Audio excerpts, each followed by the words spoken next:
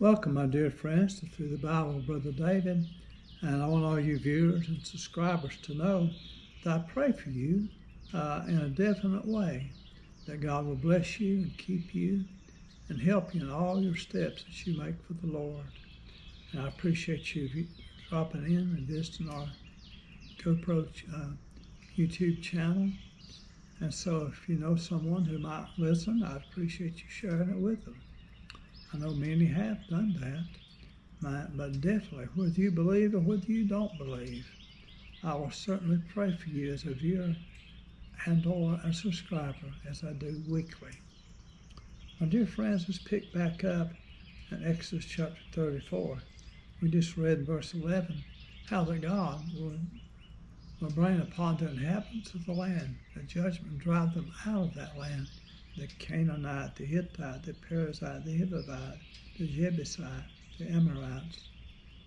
And we who have read the Bible know that in the days of Joshua, they did that very thing. God knew when the time of their sin was full. And when it was full, then he led his people in to take that land and to drive that wicked people out from before his face. And God did that very thing with the hand of Joshua. One greatly misinformed person told me one time that it was an awful thing that Joshua did in destroying those people. My friend, Joshua was in the perfect will of God in what he did.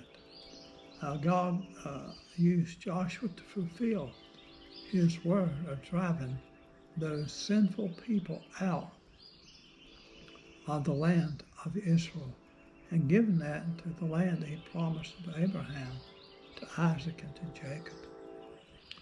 What Joshua did was God using him, doing his perfect will.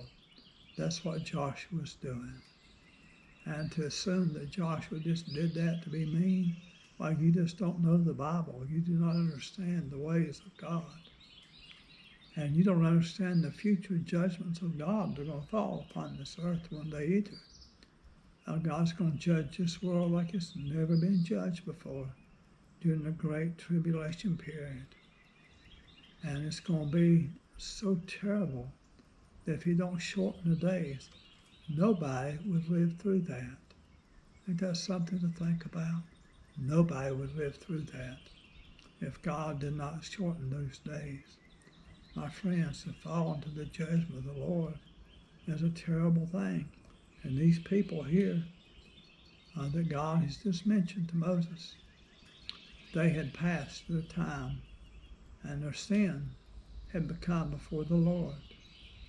And so it was to be judged of God. Many of them died. Many of them died, shall repeat that. They had sinned too much. The day of grace was gone, and God judged them. So my friend, you see, it's not just a Christian that can sin a sin to death, but any human, I think, can commit a sin unto death. Here, these people here, these nations of people, had no doubt committed that sin unto death, because multitudes of them was on the verge of dying just in a few more years when Joshua would march in there. And God was going to deliver them into his hand, and they would die. Well, my dear friends, let's read on here in verse 12. Take heed to thyself, lest thou make a covenant with the inhabitants of the land where thou goest, lest it be for a snare in the midst of thee. And we should be careful about that as well. We should not entangle ourselves in the wrong extent with unbelieving people.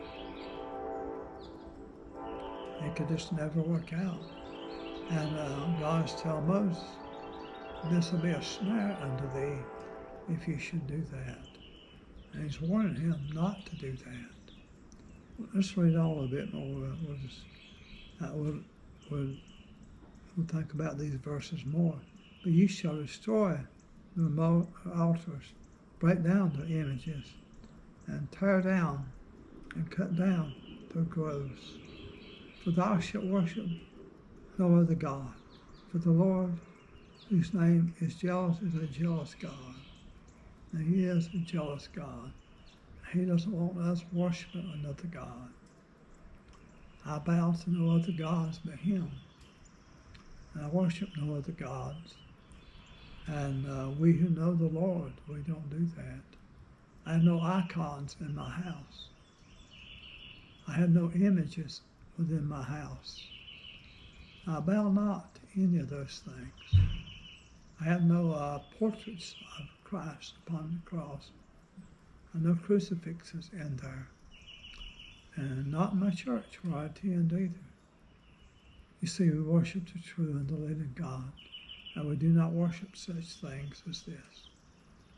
So, my dear friends, remember, God is a jealous God, and we're not to worship things like that. And he is a jealous God. Remember, that's spelled with a capital J as well, whose name is jealous. And baloney on these people who I worship all gods. Well, you don't either. You don't worship the true and the living God, but you can't worship him and other gods. He is a jealous God. And we shall have no other gods before us. As the nation of Israel was to learn in time to come, very, very distinctly, that there is to be monotheistic. And as concerning history of the world, you'll find that Israel was the first monotheistic nation ever to exist. And the rest of the nations on the earth were polytheistic. They worshipped many gods. That's one thing that set the nation of Israel apart and different than the rest of the nations, was monotheistic. My dear friends, a lot to think about here. And then he says, if thou shalt worship, he said, lest thou make a covenant with the inhabitants of the land, and they go a-whoring after their gods, and do sacrifice unto their gods, and will call thee, and thou eat of his sacrifice. And thou take of their daughters unto thy sons, and their gods, and make thy sons go a-whoring after their gods, and thou shalt make thee no molten gods. Right here is a good verse that should be remembered even to our day. And God plainly tells his people, you do not marry into those people. Now there was provisions made for them to be able to join the nation of Israel, and that they can become part. They went through the right steps to do so. There was a way made for people to join the nation of Israel had they wanted to. As we found from the Bible, there were those who did. And we think of Ruth the Moabite. She said, thy God shall be my God, thy people my people. We find that she certainly became one who joined the people of Israel. And they certainly made a way for her. My dear friends, we find, though, that people in the Bible have committed great sins and marrying into these pagan people. We read one thing about the wisest man that ever lived and the richest man. Did not Solomon, king of Israel, sin when he allowed these women, outlandish women, to lead him astray and to go whoring after other gods? Solomon took wives of other nations and wives of other religions, and they, in their outlandish ways, caused Solomon to sin. After all that God had done for Solomon and done in the land of Israel, and yet these women whom Solomon married and made his wives caused him to walk astray from the Lord his God and turned his heart from following God. My dear friends, we should never be taken like that. And my dear friends, I'm sure there's some boys and girls listening to me today. And when you get of age and you know the Lord and you know better, don't you marry some sinful girl who doesn't know the Lord. You'll be committing sin and bringing upon yourself a lot of trouble if you do that. She'll bring you down instead of you bringing her up, chances are.